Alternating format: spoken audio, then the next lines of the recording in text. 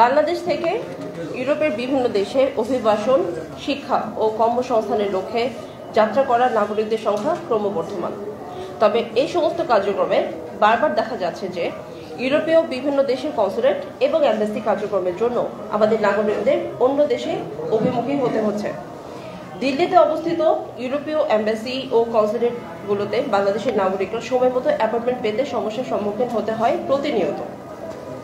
সঠিক নথিপত্র পাওয়ার পরও ভারত ভ্রমণের জন্য আমাদের ভিসা প্রত্যাখ্যান করছে, যার জন্য ভিসা আবেদন কনসুলার সেবা পেতে সময় লাগছে। একইভাবে নেপালে অবস্থিত বিভিন্ন দূতাবাসে ভিসার আবেদনের জন্য বিভিন্ন সময় কারণ ব্যতীত অফার করা হয়, ফলে অনেকেই ভিসা আবেদনে ব্যর্থ হচ্ছে। আবার উল্লেখিত স্থানগুলোতে যাওয়ার জন্য অতিরিক্ত সময়, ভ্রমণ ব্যয়, হোটেল খরচ ও আইনি সমস্যার কারণে আমাদের ভিসা আবেদনকারীরা একটি বিশাল আর্থিক ক্ষতির পাশাপাশি মানসিক চাপ অনুভব করেন। আমরা মনে করি ইউরোপীয় সকল কনসুলেট ও এমবাসি কার্যক্রম যেন বাংলাদেশেই সম্পন্ন করা যায় তা নিশ্চিত করা জরুরি। তাতে ইউরোপের দেশগুলোতে বেশি সংখ্যক বাংলাদেশে যেতে পারবে এবং বেশি বেশি রেমিটেন্স আমাদের দেশে আসবে। আমাদের উদ্দেশ্য কোনো রাজনৈতিক প্ল্যাটফর্ম থেকে আসা নয়, বরং আমরা দৃঢ়ভাবে বিশ্বাস করি যে কূটনৈতিক সম্পর্ক বজায় রেখে আমরা ইউরোপের সকল দেশে আমাদের অবস্থানকে আরও শক্তিশালী করতে পারি। আমাদের বাংলাদেশে যদি ইউরোপীয় কনসুলেট এবং এমবাসি কার্যক্রম চালু করা হয়, তবে আমাদের নাগরিকদের ইউরোপের প্রবেশের প্রক্রিয়া আরও সহজ হবে এবং অর্থ সাশ্রয় হবে। আমাদের লক্ষ্য হচ্ছে গণপ্রজাতন্ত্রী বাংলাদেশ সরকার মাননীয় উপদেষ্টা সহ মাননীয় উপদেষ্টা, পররাষ্ট্র উপদেষ্টার দৃষ্টিগোচর করা এবং এটা বোঝানো যে মাননীয় প্রধান উপদেষ্টা ও পররাষ্ট্র উপদেষ্টা যদি এই বিষয়টির গুরুত্ব বিবেচনায় নিয়ে ইউরোপের দেশগুলোর সাথে কথা বলেন, বাংলাদেশ তাদের মিশন চালু করার ব্যবস্থা করেন।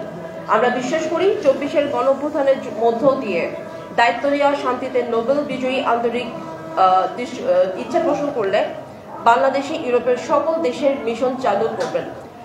কারণ মাননীয় প্রধান উপদেষ্টা ওই পরিমাণ গ্রহণযোগ্যতা ইউরোপের সরকার প্রধানদের কাছে রয়েছে। সুতরাং আমাদের আকুতি দ্রুত তিনি যেন গুরুত্ব সহকারে বিষয়টি আমলে নেন। আমাদের প্রস্তাবনাগুলো কি?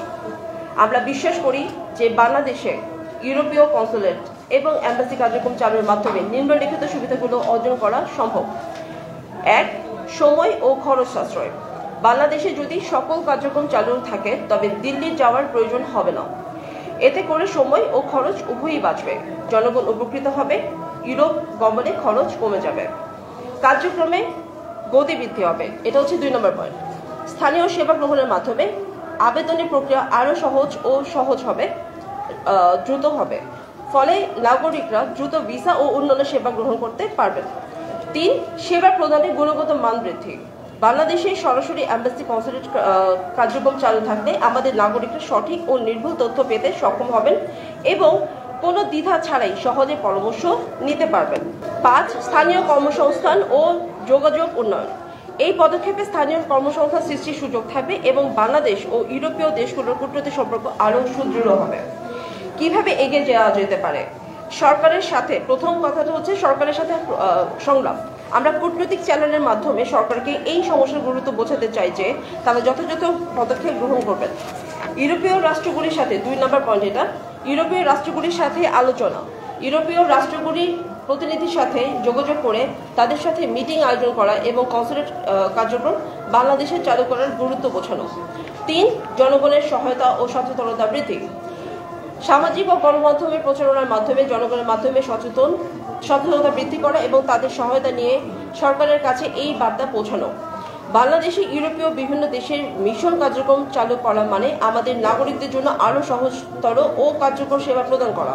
আমরা দিল্লির সাথে কোনো বিরোধে যেতে চাই না বা আসতে চাই না, বরং আমাদের মূল উদ্দেশ্য হলো বাংলাদেশের জনগণের কল্যাণে সরকারকে বিষয়টির গুরুত্ব অনুধাবনের মাধ্যমে সচেষ্ট করে তোলা। আমাদের বিশ্বাস কূটনৈতিক সম্পর্ক বজায় রেখে এই সমস্যাগুলোর সমাধান করা সম্ভব এবং এই প্রক্রিয়া আমরা ইউরোপীয় দেশগুলোর সাথে আমাদের সম্পর্ককে আরও শক্তিশালী করতে পারব।